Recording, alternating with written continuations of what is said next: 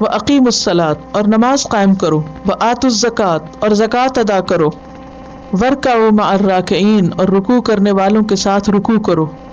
کتنے احکامات ہیں؟ 3۔ کون کون سے؟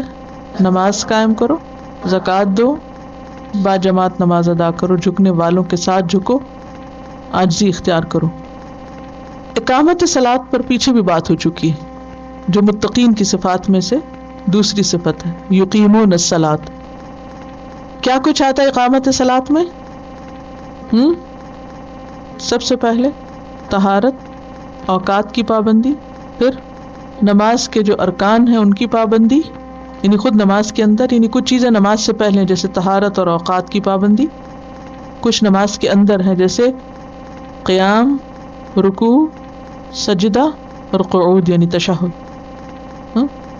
اگر آپ اس میں سے ایک چیز بھی چھوڑ دیں نماز نہیں ہوتی۔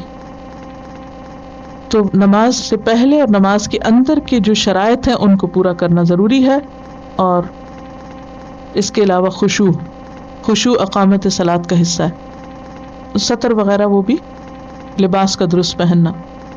وآتوا الزکاۃ، زکوٰۃ جو ہے وہ ایک خاص مال کے اندر خاص مقدار سے مستحق افراد کو دینا ہے، یعنی زکوٰۃ ایک خاص اماؤنٹ کے مال میں سے خاص اماؤنٹ کو نکالنا۔ جیسے سونے کی زکوٰۃ کیا ہے؟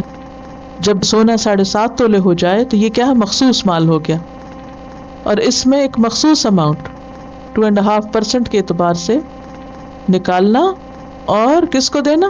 مستحق کو دینا۔ یہ 3 چیزیں ضروری ہیں اس میں۔ ورکعوا اور رکوع کرو، یہاں رکوع کی فضیلت پتہ چل رہی ہے، اور پھر مار راکعین، رکوع کرنے والوں کے ساتھ۔ تو اس سے بعض علماء نے مطلب کیا لیا؟ جماعت سے نماز ادا کرنا۔ رکوع جو ہے وہ اللہ کے سامنے جھکنا ہے، اپنی عاجزی کا اظہار کرنا ہے۔ جہاں تک جماعت کی نماز ہے تو یہ مردوں کے لیے واجب ہے، عورتوں کے لیے نہیں۔ عورتوں کے لیے افضل ہے گھر میں نماز، اگرچہ مسجد جانے سے روکا نہیں گیا۔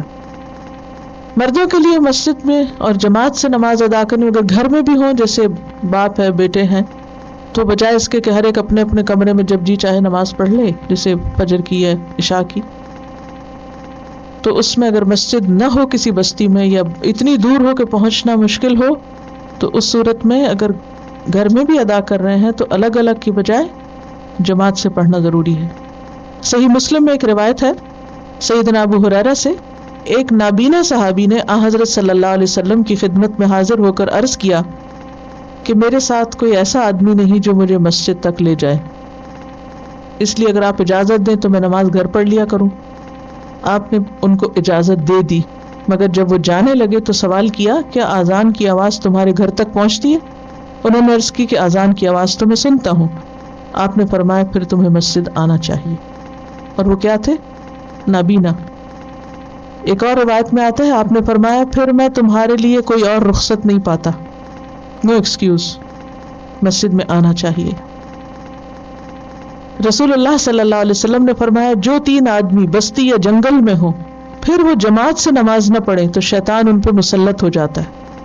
اب بستی جنگل کی مثال پہ قیاس کر کے اگر 3 مرد گھر میں، ایک باپ ہے 2 بیٹے ہیں، تو ان کو الگ الگ نماز نہیں پڑھنی چاہیے بلکہ جماعتی سے پڑھنی چاہیے، ورنہ کیا ہے؟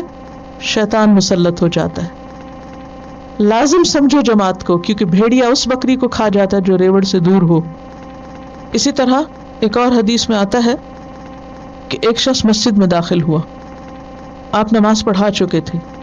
آپ صلی اللہ علیہ وسلم نے صحابہ سے کہا کہ تم میں سے کون ہے جو اس شخص کے ساتھ تجارت کرے اور اس کے ساتھ نماز پڑھے؟ تو ایک شخص کھڑا ہوا اور اس نے اس کے ساتھ جماعت سے نماز پڑھی۔ تو اس سے کیا پتہ چلتا ہے کہ مسجد میں بھی اگر گئے ہیں اور کوئی شخص نماز پڑھ بھی چکا ہے تو پھر بھی کسی سے کہا جا سکتا ہے کہ آؤ میرے ساتھ دوبارہ پڑھ لو، تو دوبارہ پڑھی ہوئی اس کے لیے کیا ہوگی؟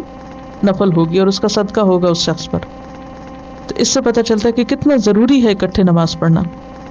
مسلم کی حدیث میں آتا ہے ابن مسعود فرماتے ہیں کہ ہم میں سے کوئی بھی جماعت کے پیچھے نہیں رہتا تھا سوائے منافق اور بیمار کے، یعنی منافق جماعت میں شریک نہیں ہوتے تھے یا بیمار، باقی کوئی اور پیچھے نہیں رہتا تھا۔ اور اکیلی نماز کے مقابلے میں جماعت سے نماز 27 درجے زیادہ افضل ہے۔ تو اقیم الصلاۃ میں جو شروط ہیں اس میں خاص طور پر مردوں کے لیے جماعت کی نماز، ورکعوا مع الراکعین۔ اچھا یہ بنی اسرائیل کے لیے حکم تھے، تو ہمارے لیے بھی کیا حکم ہے؟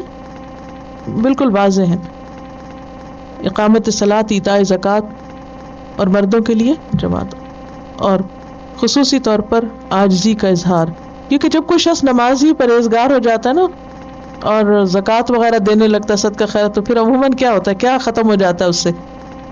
عاجزی۔ تو اس لیے صلاۃ اور زکوٰۃ کا ذکر کر کے خاص طور پر پھر عاجزی اختیار کرنے کے لیے کہا جا رہا ہے۔ وَأَقِيمُوا الصَّلَاةَ وَآتُوا الزَّكَاةَ وَارْكَعُوا مَعَ الرَّاكِعِينَ